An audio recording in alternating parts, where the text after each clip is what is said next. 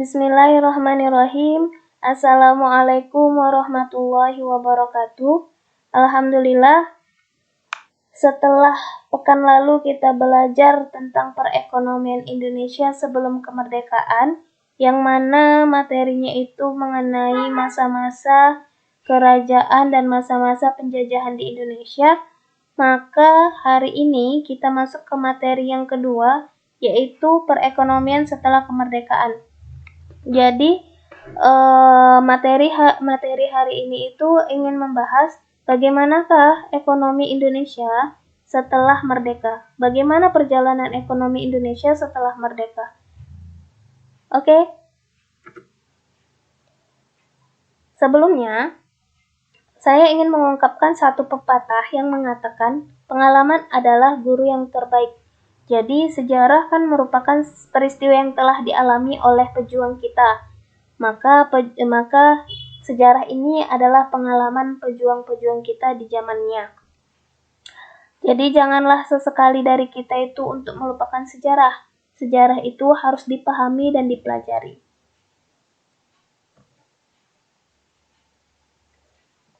Oke, langsung kita masuk ke materi kita. Selama 75 tahun Indonesia merdeka, ada 7 presiden yang telah memimpin kapal besar bernama Indonesia ini. Pasang surut perekonomian nasional telah dilalui oleh mereka. Pastinya setiap era pemerintahan memiliki tantangannya sendiri yang melahirkan respon kebijakan yang berbeda. Oke, meskipun begitu, kesinambungan dalam melahirkan beragam kebijakan sangat diperlukan. Kenapa? Karena pembangunan ekonomi itu harus bersifat akumulatif dari pencapaian sebelumnya dan harus berorientasi jangka panjang. Jadi seorang pelaku ekonomi harus memahami dengan pemahaman yang mendalam terhadap sejarah untuk mendukung perencanaan pembangunan yang berkesinambungan di setiap era pemerintahan. Nah, seperti tadi juga saya sudah sebutkan, pengalaman adalah guru yang terbaik. Jadi, pengalaman dari sejarah ini harus kita pelajari, harus bisa kita petik pembelajarannya, apa kelebihan dan apa kekurangan bangsa kita untuk mencapai tujuan pembangunan ekonomi. Makanya nggak boleh dari kita itu melupakan sejarah. Sejarah itu penting. Langsung kita masuk ke Bapak Presiden yang pertama. Bapak Presiden kita yang pertama yaitu Bapak Soekarno. Beliau menjabat tanggal 18 Agustus 1945 sampai 12 Maret 1966. Nah, pada masa kepemimpinan Bapak Soekarno, ada 3 fase perekonomian. Yang pertama, masa awal kemerdekaan. Itu pada tahun 1945 sampai 1950. Kemudian masa demokrasi liberal. Itu pada tahun 1950 sampai 1957. Kemudian masa demokrasi terpimpin. Itu tahun 1957 sampai 1966. Oke, yang pertama masa awal kemerdekaan. Pada masa ini, kegiatan produksi, perdagangan, kondisi ekonomi Indonesia masih belum stabil. Karena kan masih awal kemerdekaan, jadi Bapak Soekarno masih mencoba beberapa kebijakan. Kemudian pada masa ini juga diadakan konferensi meja bundar. Dengan hasilnya, yang pertama itu semua kebijakan ekonomi harus berdasarkan izin Belanda. Jadi Belanda belum bisa melepaskan Indonesia nih. Masih masih ada kaitannya dengan Belanda kita nih setelah kemerdekaan. Kemudian yang kedua, perusahaan Belanda kembali beroperasi di Indonesia. Kemudian kita juga disuruh untuk menanggung hutang dalam dan luar negeri Hindia Belanda. Kemudian hasil konferensi meja bundar yang terakhir, kita juga harus menanggung biaya 17.000 karyawan mantan karyawan Belanda dan 26.000 tentara ex-Kenil. Itulah hasil dari konferensi meja bundar. Selain itu, isu politiknya di konferensi meja bundar, Belanda bersikukuh hanya mengakui kedaulatan Republik Indonesia Serikat, bukan Republik Indonesia. Kemudian, Belanda menolak menyerahkan Nugini Barat ke Indonesia. Itu isu-isu politiknya. Kemudian kondisi ekonomi di masa awal kemerdekaan itu juga nggak ada bagus-bagus, nggak ada bahagia-bahagianya lah. Karena kondisi ekonomi pada saat itu kapasitas produksi turun. Kemudian aset produktif rusak karena perang. Kemudian inflasi tinggi karena kelangkaan barang. Jadi kalau kita dengar pada awal kemerdekaan itu banyak warga yang mengantri mendapatkan beras. Nah, itulah dia.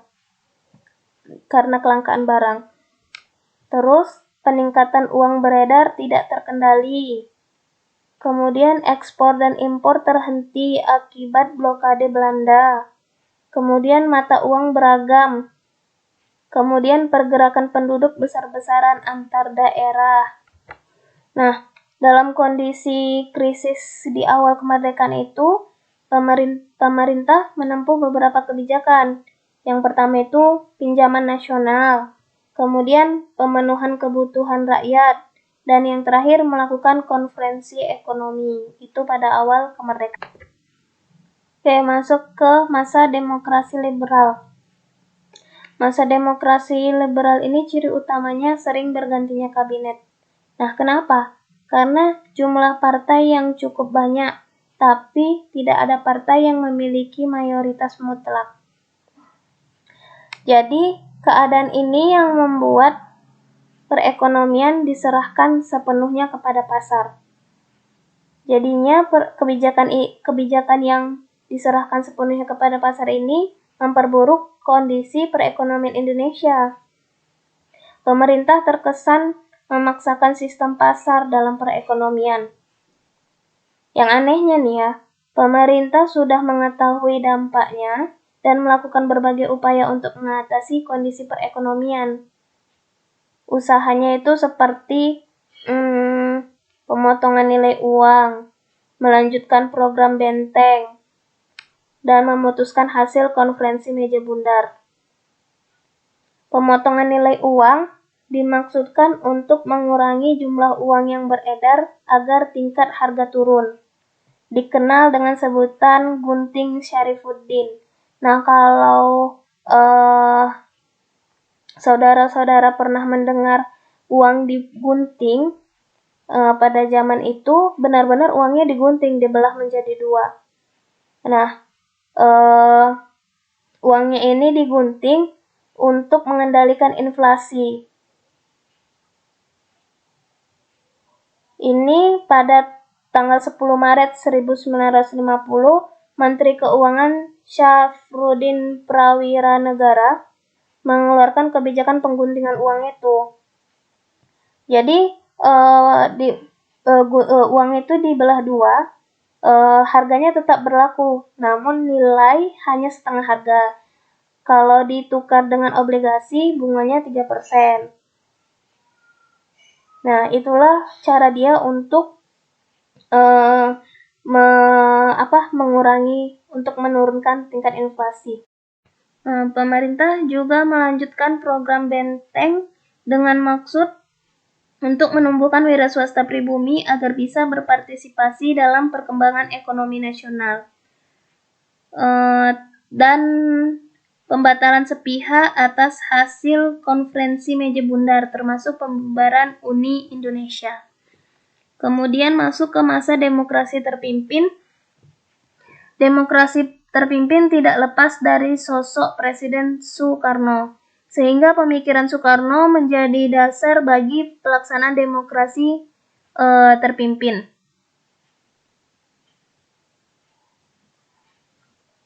Pada demokrasi terpimpin awalnya menunjukkan prestasi, kemudian lambat laun justru memicu terjadinya gejolak. Jadi gejolak apa yang terjadi, yaitu hiperinflasi. Bagaimana bisa terjadi? Karena awalnya itu kebutuhan untuk pembiayaan politik yang tinggi, jadinya berdampak pada defisit APBN. Nah, untuk mengatasinya, Bank Sentral melakukan pembiayaan dengan menambah jumlah uang beredar kan. Nah, rupanya kebijakan itu malah berujung pada kenaikan harga secara drastis. Itulah terjadinya hiperinflasi. Kemudian apa yang dilakukan pemerintah untuk menangani hiperinflasi? Yang pertama, tahap pertama itu mereka melakukan istilahnya sunering. Nah, sunering itu penyehatan untuk mengendalikan jumlah uang beredar dan inflasi yang lepas kendali. Nah, apa yang dilakukan pada saat sunering? Yang pertama, penurunan nilai mata uang, tapi ini hanya berlaku pada uang kertas. Kemudian pembekuan giro, deposito dan giro ditukar dengan surat utang pemerintah. Kemudian devaluasi, menurunkan nilai tukar rupiah terhadap dolar. Rupanya, yang dilakukan di tahap pertama itu tidak berhasil. Nah, mereka mengeluarkan tahap yang kedua, langkah yang kedua. Langkah yang kedua untuk mengendalikan jumlah uang beredar. Yang pertama, penyederhanaan mata uang. Nah, berdasarkan ketetapan Presiden RI nomor 27/1965 tentang pengeluaran uang rupiah baru yang berlaku sebagai alat pembayaran yang sah bagi seluruh wilayah RI dan penarikan uang rupiah lama dari peredaran, mengatur penerbitan uang baru Rp1. Jadi uang baru Rp1 itu akan sama dengan Rp1 lama dan menggantikan Rp1.000 lama. Itu yang dilakukan, penyederhanaan mata uang. Kemudian langkah yang kedua itu semua jenis uang 10.000, 5.000, 2.500 dan 1.000 tidak lagi berlaku. Nah, itu yang dilakukan pada masa demokrasi terpimpin. Kemudian kita masuk ke Bapak Presiden yang kedua, yaitu Bapak Soeharto. Beliau menjabat dari tanggal 12 Maret 1966 sampai 21 Mei 1998. Bapak Soeharto. Kemudian pada awal pemerintahan Soeharto, kondisi ekonomi, sosial, dan politik tidak kondusif. Pembangunan nasional dirancang dengan 3 landasan. Landasan yang pertama, stabilitas nasional yang dinamis. Yang kedua, pertumbuhan ekonomi yang tinggi. Yang ketiga, pemerataan pembangunan dan hasil-hasilnya. Itu dikenal sebagai trilogi pembangunan. Nah, pada tahun 1966, pemerintah mengeluarkan 4 fokus kebijakan. Yang pertama itu kebijakan dekontrol. Kebijakan untuk apa ini? Kebijakan untuk menghadapi hiperinflasi. Jadi pada masanya Pak Soekarno kan telah terjadi hiperinflasi. Nah, untuk menggerakkan kembali roda perekonomian, pemerintah menyusun 4 fokus kebijakan ini. Tadi yang pertama kebijakan dekontrol. Kebijakan dekontrol merombak sistem komando menjadi mekanisme pasar. Jadi pada kebijakan ini membakukan peran investasi asing dan dalam negeri. Nah, kemudian yang kedua, kebijakan disiplin fiskal dan anggaran berimbang. Nah, pada kebijakan ini harus dilakukan penghematan, belanja pemerintah dan subsidi. Kemudian kebijakan yang ketiga yaitu kebijakan moneter sebagai pengendali uang beredar. Nah, pada kebijakan ini harus dinaikkan suku bunga bank, suku bunga kredit, sama suku bunga simpanan. Kalau suku bunga kredit dinaikkan rata-rata 6-9% per bulannya. Suku bunga simpanan naik 5% per bulannya. Kemudian kebijakan yang terakhir memulihkan neraca pembayaran. Memulihkan neraca pembayaran dengan apa? Yang pertama memperlancar ekspor impor. Yang kedua meningkatkan arus dana masuk. Nah, apa dampak yang didapat setelah dilakukan 4 fokus kebijakan?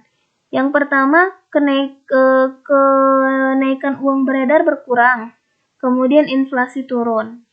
Nah, itulah yang dilakukan Bapak Soeharto.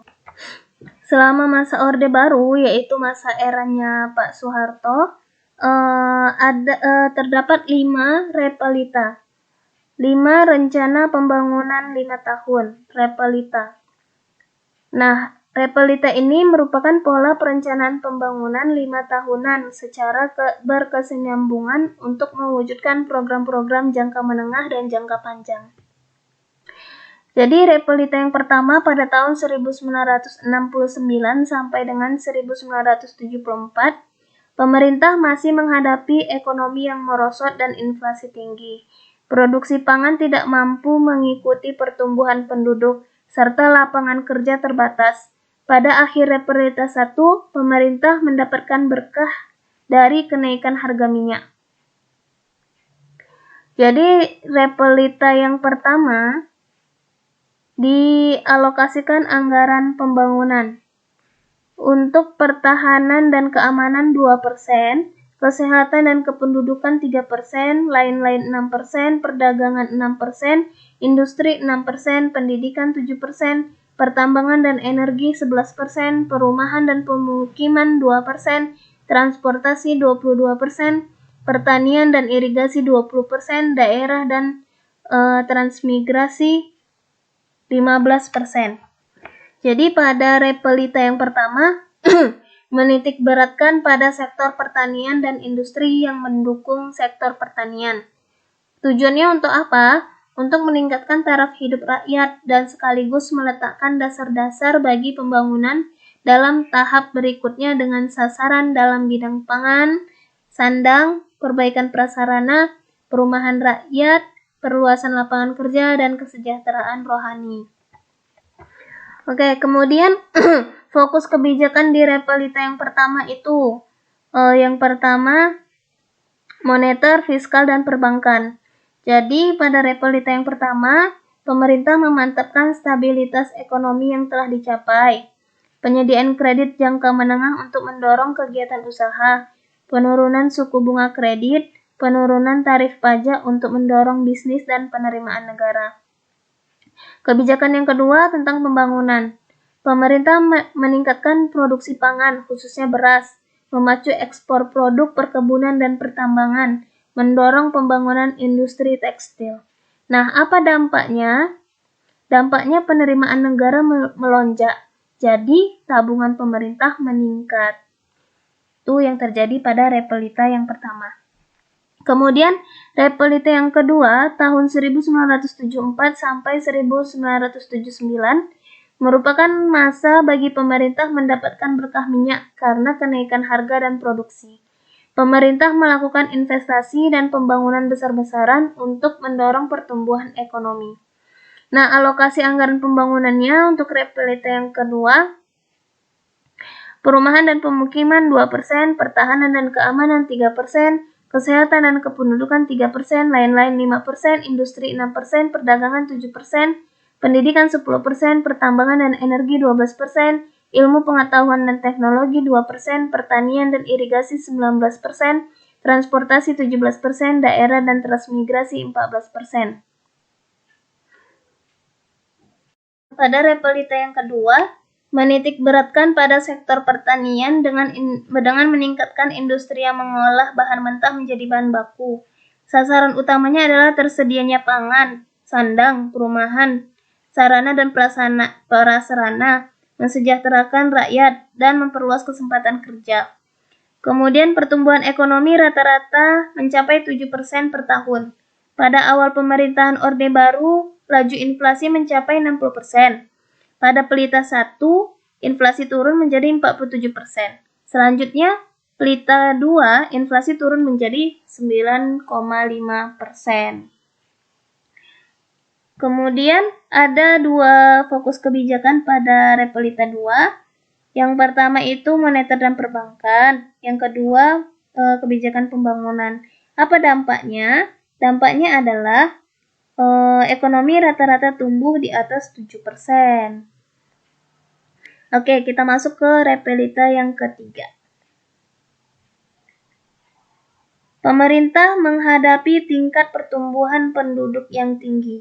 Penyediaan kebutuhan bahan pokok di luar negeri dihadapkan pada kelesuan ekonomi negara-negara maju dan kelebihan pasokan minyak dunia mengakibatkan harga minyak mentah dunia merosot. Pemerintah berupaya melepas ketergantungan pada minyak. Itu yang terjadi pada repelita yang ketiga. Pada repelita yang ketiga, menitik beratkan pada sektor pertanian menuju swasembada pangan dan meningkatkan industri yang mengolah bahan baku menjadi barang jadi. Kalau repelita 2 barang mentah menjadi bahan Kalau repelita 2 dari bahan mentah menjadi bahan baku, repelita 3 mengolah bahan baku menjadi barang jadi. Nah, pada repelita ketiga juga ada fokus kebijakan. Yang pertama, moneter dan perbankan. Moneter dan perbankan pada repelita ketiga itu ada devaluasi atau penurunan nilai tukar rupiah. Kemudian ada perbankan bebas menghimpun dana publik dan menetapkan suku bunga kredit dan deposito. Kemudian kebijakan pembangunan, peningkatan produksi menuju swasembada pangan melalui program intensifikasi, ekstensifikasi, dan diversifikasi. Kemudian membangun industri pengolahan bahan baku menjadi barang jadi. Kemudian menekan laju pertumbuhan penduduk menjadi 2% per tahun. Kemudian ada kebijakan yang ketiga yaitu reformasi perpajakan. Penyederhanaan jumlah dan jenis pajak dari 16 jenis menjadi 5 jenis. Kemudian perubahan sistem dan official assessment menjadi self-assessment. Penyederhanaan tarif pajak. Apa dampaknya? Dampaknya produksi gabah terus meningkat dalam 17 tahun. Kemudian program keluarga berencana berhasil. Itu pada repelita yang ketiga. Kemudian kita masuk ke repelita keempat, itu pada tahun 1984 sampai 1989. Pada repelita keempat, merosotnya harga minyak yang terus berlanjut hingga 1988 menandakan berakhirnya era berkah minyak. Indonesia kembali menghadapi persoalan ekonomi seperti defisit ganda. Pada repelita keempat, titik beratnya adalah sektor pertanian menuju swasembada pangan dan meningkatkan industri yang dapat menghasilkan mesin industri sendiri. Terus, terjadi resesi pada awal tahun 1980 yang berpengaruh terhadap perekonomian Indonesia. Pemerintah akhirnya mengeluarkan kebijakan moneter dan fiskal sehingga kelangsungan pembangunan ekonomi dapat dipertahankan. Itu pada repelita keempat. Repelita keempat fokus kebijakannya itu moneter dan perbankan, mempermudah perluasan jaringan bank dan pendirian bank baru, kemudian mempermudah bank yang memenuhi syarat untuk menjadi bank devisa. Kemudian pembangunannya, peningkatan dan perluasan pemerataan pembangunan, pengembangan industri yang dapat menghasilkan mesin industri, membangun industri berbasis potensi sumber daya alam. Dampaknya, presentasi penduduk miskin menurun. Kemudian, jumlah bank tumbuh pesat pada repelita keempat. Kemudian masuk ke repelita kelima, yaitu pada tahun 1989 sampai 1994. Pada repelita kelima merupakan tahap pembangunan 5 tahun terakhir dari pembangunan jangka panjang, 25 tahun pertama. Pada masa ini, pemerintah dihadapkan pada jumlah angkatan kerja yang akan meningkat sebanyak 11,9 juta pencari kerja baru atau naik 3% setahun. Sejumlah cara dilakukan untuk mengatasi ledakan angkatan kerja baru. Banyaknya pencari kerja pada repelita kelima. Oke, setelah repelita kelima, ekonomi menjelang krisis. Krisis datang, ekonomi terguncang. Itu pada tanggal 1 April 1994 hingga 31 Maret 1999. Masa-masa ini menitik beratkan masih pada pembangunan pada sektor ekonomi yang berkaitan dengan industri dan pertanian, serta pembangunan dan peningkatan kualitas sumber daya manusia sebagai pendukungnya. Kemudian sektor ekonomi dipandang sebagai penggerak utama pembangunan. Pembangunan nasional Indonesia dari pelita ke pelita berikutnya terus mengalami peningkatan keberhasilan pembangunan. Nah, periode ini terjadi krisis moneter yang melanda negara-negara Asia Tenggara, termasuk Indonesia. Karena krisis moneter dan peristiwa politik dalam negeri yang mengganggu perekonomian, menyebabkan rezim Orde Baru runtuh. Meskipun Orde Baru berhasil meningkatkan pertumbuhan ekonomi, tetapi fundamental ekonomi justru rapuh. Titik kulminasi keterpurukan Orde Baru berujung pada mundurnya Soeharto dari kursi presiden. Nah, karena krisis ini, Soeharto berhenti dari kursi presiden. Nah, setelah itu masuk ke Bapak Presiden yang ketiga, yaitu Baharudin Yusuf Habibie.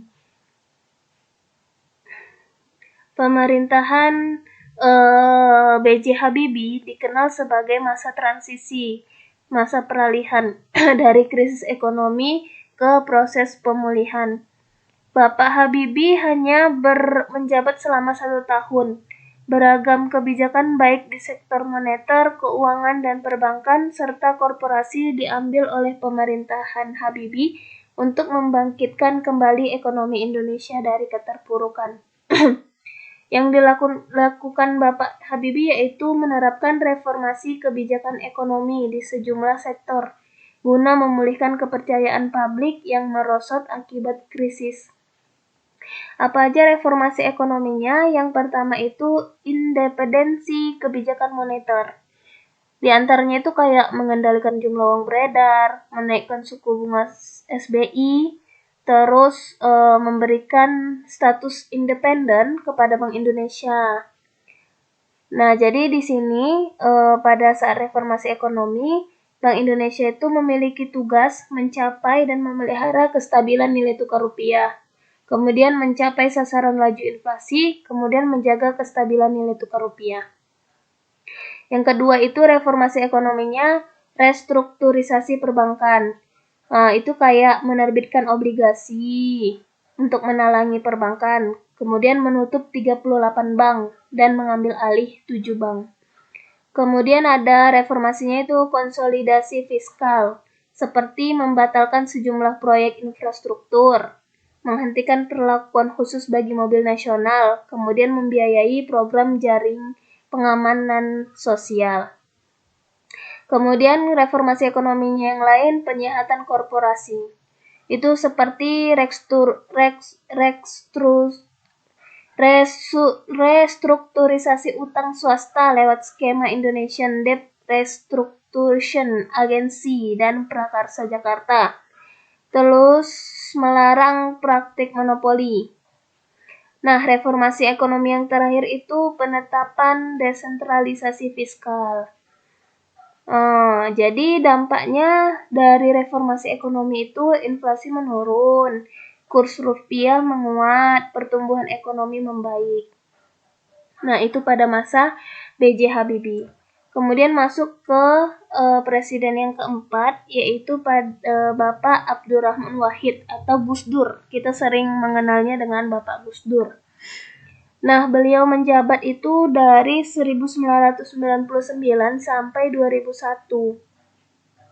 Masa pemerintahan Presiden Gus Dur ditandai dengan implementasi desentralisasi fiskal dan otonomi daerah.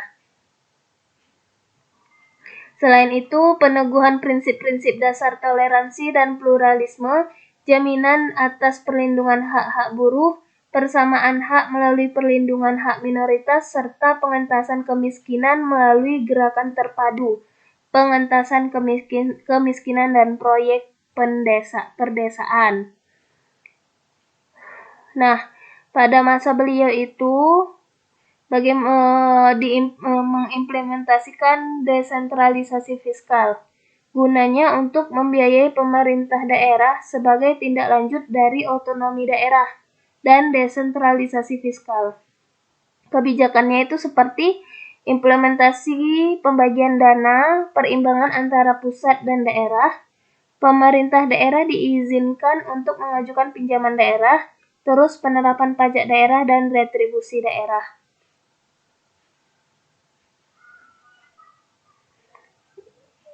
Kemudian ada pengentasan kemiskinannya.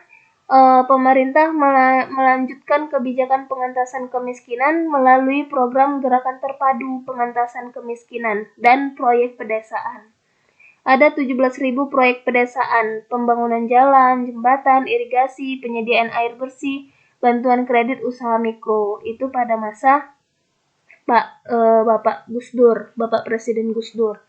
Kemudian masuk ke presiden selanjutnya, yaitu Ibu Megawati Soekarno Putri. Inilah presiden satu-satunya wanita, presiden wanita satu-satunya di Indonesia.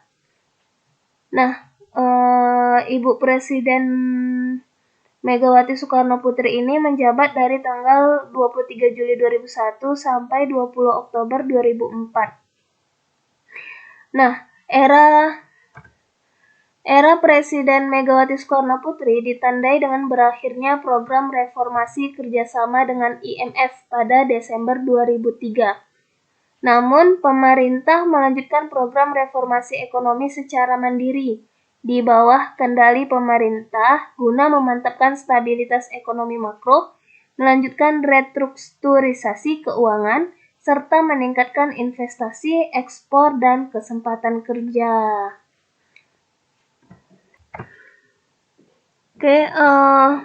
Kemudian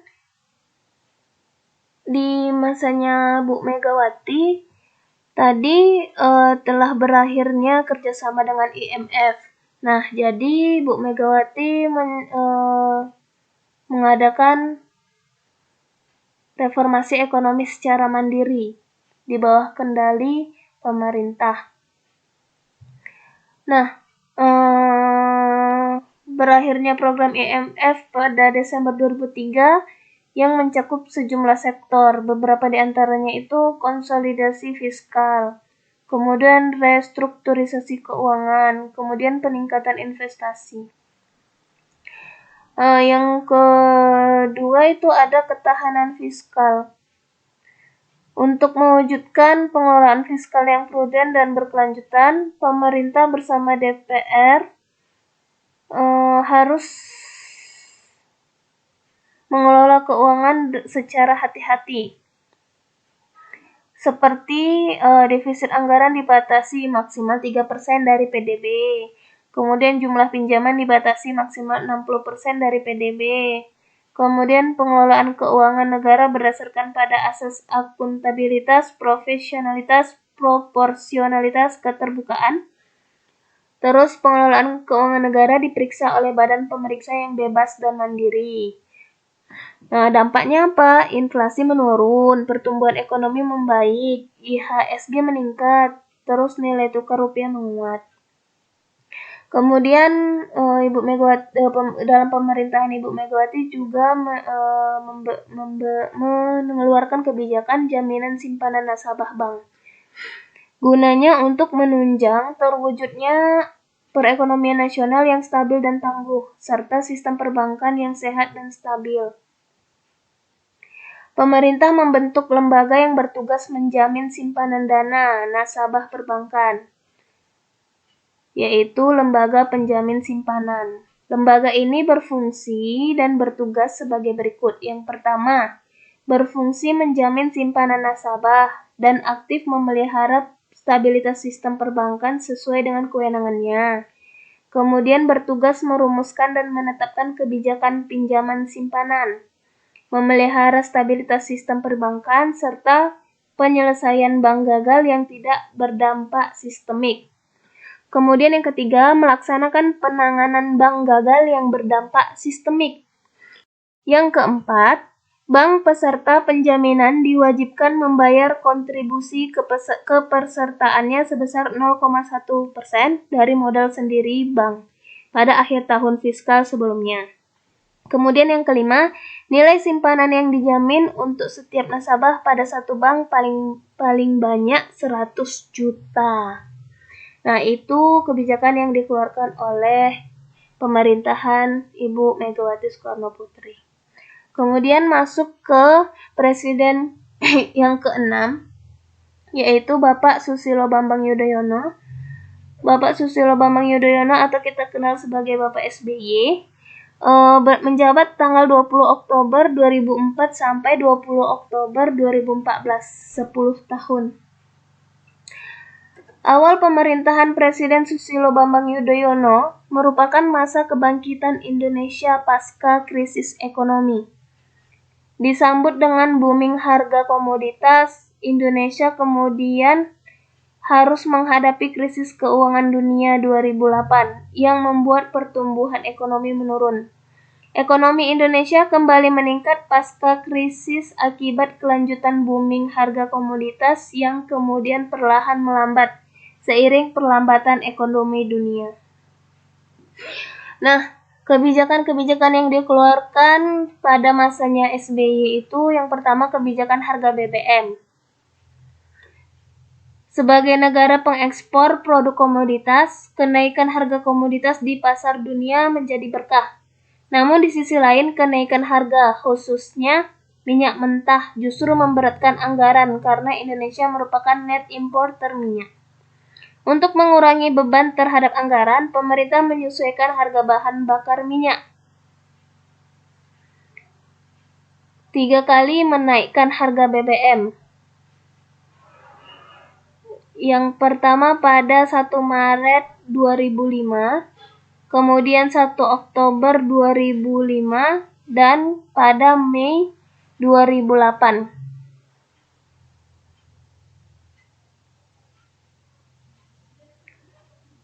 Kemudian itu dampaknya, subsidi energi bisa ditekan pada periode pertama pemerintahan, meski naik lagi pada periode kedua pemerintahan. Kemudian yang kedua itu ada kebijakan bertahan di masa krisis.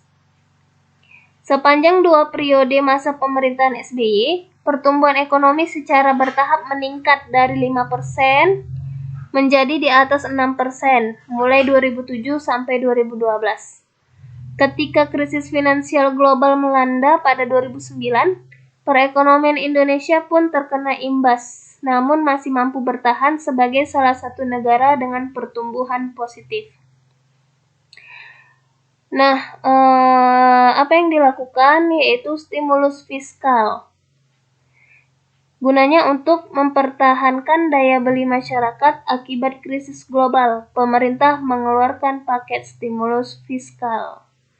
Apa itu? Yang pertama, stimulus fiskal itu penghematan pajak. Jadi pengurangan penyederhanaan tarif pajak penghasilan. Kemudian peningkatan pendapatan tidak kena pajak dari 12,6 juta menjadi 15,8 juta. Kemudian insentif pajak. Kemudian subsidi non-pajak. Nah, selain stimulus fiskal, ada juga kebijakan hadapi krisis. Apa aja di dalamnya kebijakan hadapi krisis? Ada penurunan giro wajib minimum. Ada merelaksasi syarat fasilitas pembiayaan darurat. Dampaknya itu pertumbuhan ekonomi Indonesia pada 2009 mencapai 4,6%, salah satu yang tertinggi setelah Tiongkok dan India. Nah, itu bertahan di masa krisis. Kemudian yang ketiga ada percepatan pembangunan ekonomi. Pada periode kedua, pemerintahan SBY mulai merancang rencana induk untuk mempercepat pembangunan ekonomi Indonesia. Mencakup 6 koridor ekonomi. Yang pertama, koridor ekonomi Kalimantan. Koridor yang kedua, Papua dan Kepulauan Maluku. Yang ketiga, Bali dan Nusa Tenggara. Yang keempat, Sumatera. Yang kelima, Jawa. Yang keenam, Sulawesi. Dampaknya itu indeks daya saing global. Nah, itu di masa Pak SBY. Kemudian ke presiden yang ketujuh dan presiden yang terakhir sampai dengan tahun ini. Nah, itu adalah Bapak Joko Widodo. Beliau menjabat dari tanggal 20 Oktober 2014 sampai dengan sekarang. Nah, sebelumnya saya juga mau mengingatkan bahwa ini ada absensi pertemuan ketiga kita ya untuk kelas 7A dan untuk kelas 7B. Silahkan diklik absensinya dan silahkan diisi.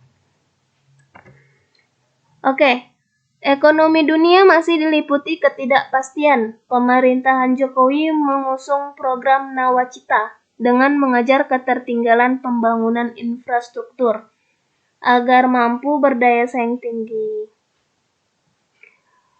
Jadi postur APBN dirombak untuk mendukung kegiatan produktif, kemudian menciptakan terobosan untuk menarik investasi, kemudian mengatur kembali kebijakan-kebijakan ekonomi untuk mendorong efisiensi. Nah, di tengah upaya menaikkan pertumbuhan, pemerintah menjalankan program-program pemerataan. Nah, apa yang dilakukan fokus kebijakan? Yang pertama, pada masa Pak Jokowi ada fokus kebijakan. Fokus kebijakan tentang apa? Yang pertama, realokasi subsidi ke infrastruktur. Jadi pada awal pemerintahannya, Presiden Jokowi memilih menata alokasi subsidi bahan bakar minyak dan mengalihkan ke sektor produktif seperti pembangunan infrastruktur, pendidikan, dan kesehatan. Anggaran infrastruktur bertambah signifikan. Kemudian, penerapan teks amnesti. Mungkin kita sering dengar nih, teks amnesti. Nah, melalui teks amnesti atau penghapusan pajak terutang, pemerintah dapat meningkatkan penerimaan untuk membiayai pembangunan seperti infrastruktur dan peningkatan kesejahteraan rakyat. Kemudian ada dukungan kebijakan. Pemerintah juga mengeluarkan paket kebijakan untuk mendukung percepatan pembangunan infrastruktur yang mencakup 6 area reformasi. 6 area reformasinya apa aja? Yang pertama, meningkatkan iklim investasi. Yang kedua, mendorong daya saing industri. Yang ketiga, meningkatkan efisiensi logistik.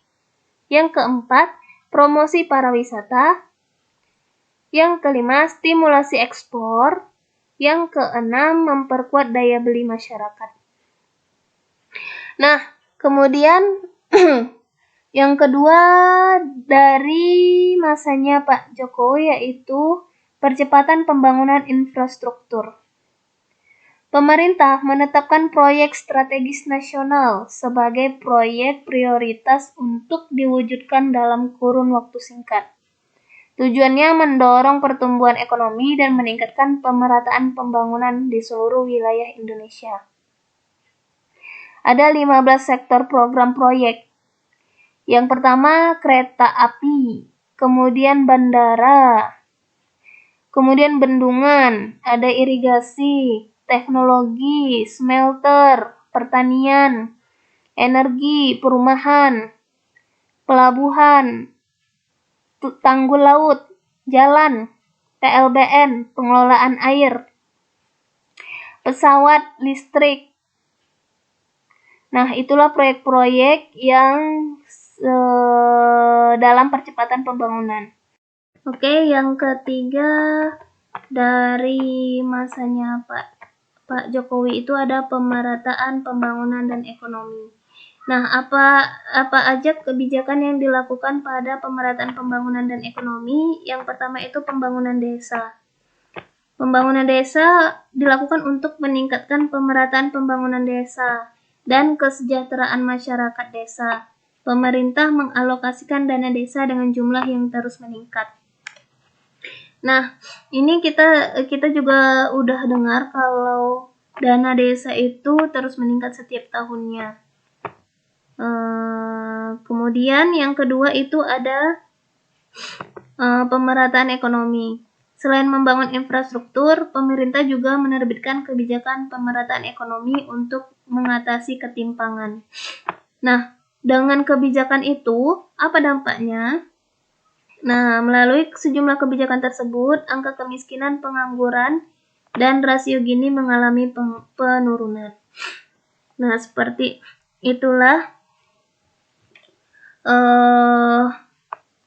yang terjadi perjalanan ekonomi dari masa awal kemerdekaan sampai dengan sekarang. Dari tahun 1945 sampai dengan tahun 2020 sekarang ini. Nah, jika saudara ingin bertanya, silakan bertanya di kolom komentar. Semoga ilmu ini bermanfaat. Saya akhiri dengan lafaz alhamdulillah. Alhamdulillahirabbil alamin. Assalamualaikum warahmatullahi wabarakatuh.